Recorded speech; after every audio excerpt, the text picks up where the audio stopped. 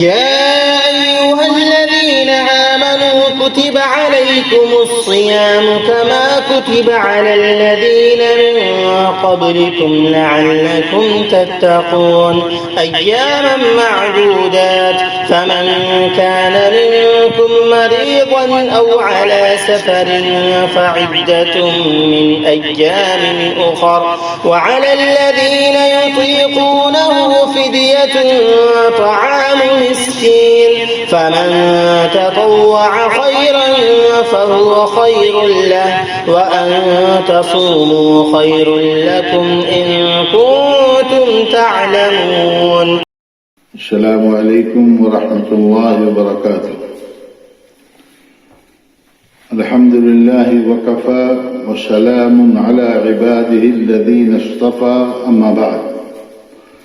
اعوذ باللہ من الشیطان الرجیم بسم اللہ الرحمن الرحیم. یا ایہا الذین آمنوا کتب علیکم الصیام کما کتب علی الذین من قبلکم لعلکم تتقون. حضرات، ناظرین کرام، برادران اسلام، گزشتہ درس میں روزے کے تعلق سے گفتگو کی گئی تھی اور روزے کے بعد فضائل اور اس کے اجر و ثواب کا ذکر ہوا تھا. آج کے درس میں بھی روزہ رمضان کے تعلق سے اور اس کی فضیلت کے تعلق سے اور اس کے اجر و ثواب کے تعلق سے کچھ حدیثیں آپ کے گوش گزار کی جا رہی ہیں.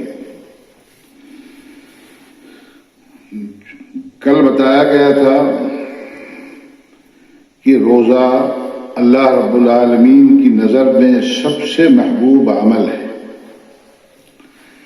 اسی طریقے سے اللہ کے نبی صلی اللہ علیہ وسلم کی ایک صحیح و سچی حدیث ہے، بخاری اور مسلم کی روایت ہے کہ للصائم فرحتان یفرحہما، کہ روزے دار کو دو خوشیاں حاصل ہوتی ہیں. اذا افطر فرح، جب وہ افطار کرتا ہے تو خوش ہوتا ہے. وَإِذَا لَقِيَ رَبَّهُ فَرِحَ بِصَوْمِهِ، اور جب اپنے رب سے اس کی ملاقات ہوگی اور روزہ کے اجر و ثواب کو وہ دیکھے گا تو اس وقت بہت زیادہ خوشی اس کو حاصل ہوگی.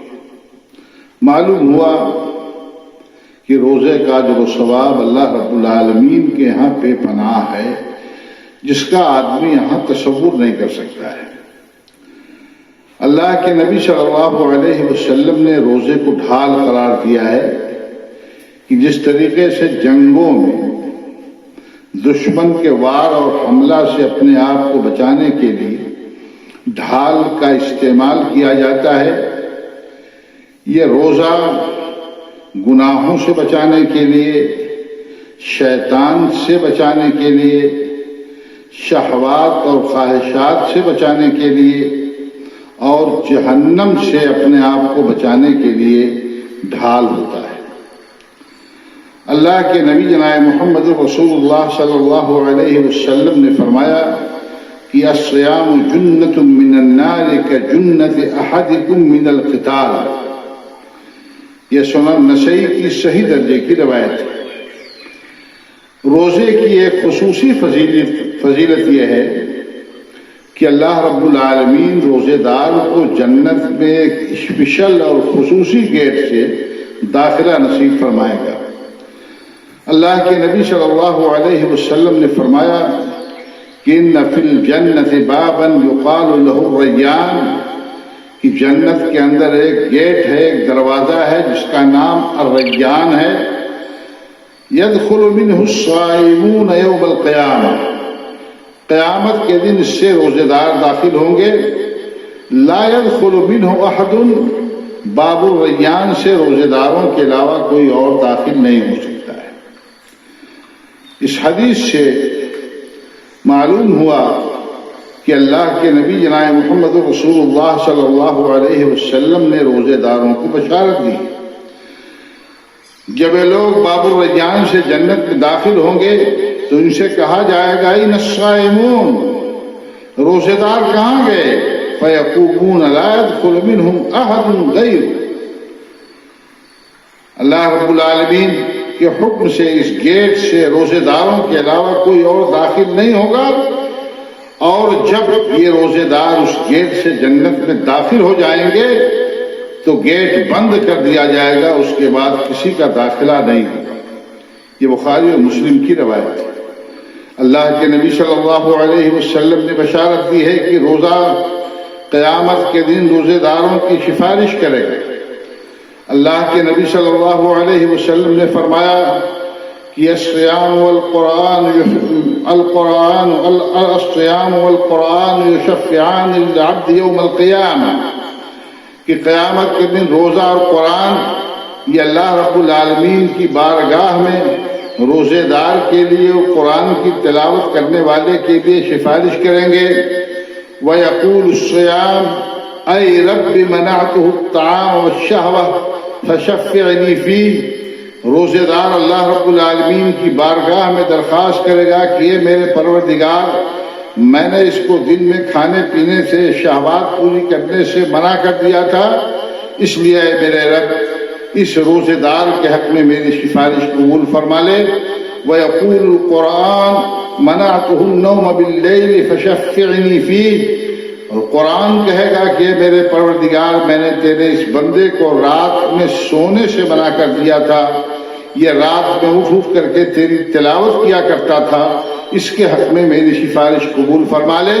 اللہ کے نبی صلی اللہ علیہ وسلم نے فرمایا فَيُشَفَّعَانِ، ان دونوں کی سفارش اللہ رب العالمین کی بارگاہ میں قبول کر لی جائے گی۔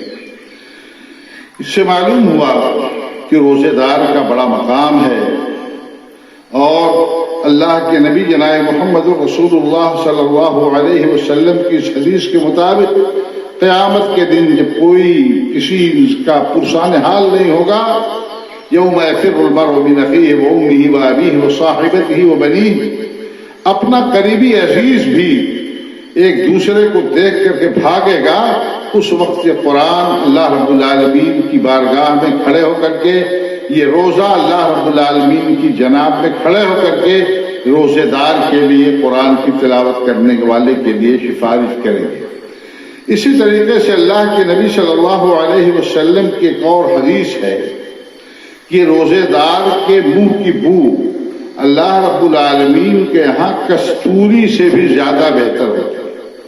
اللہ کے نبی صلی اللہ علیہ وسلم نے ارشاد فرمایا والذی نفس محمد بیدہ لخلوف فم الصائم اطیب عند اللہ من ریح المسک، بخاری مسلم کی روایت ہے کہ قسم ہے اس ذات کی جس کے ہاتھ میں محمد کی جان ہے، روزے دار کے منہ کی بو اللہ رب العالمین کے ہاں کستوری اور مشک کی خوشبو سے بھی زیادہ بہتر ہے۔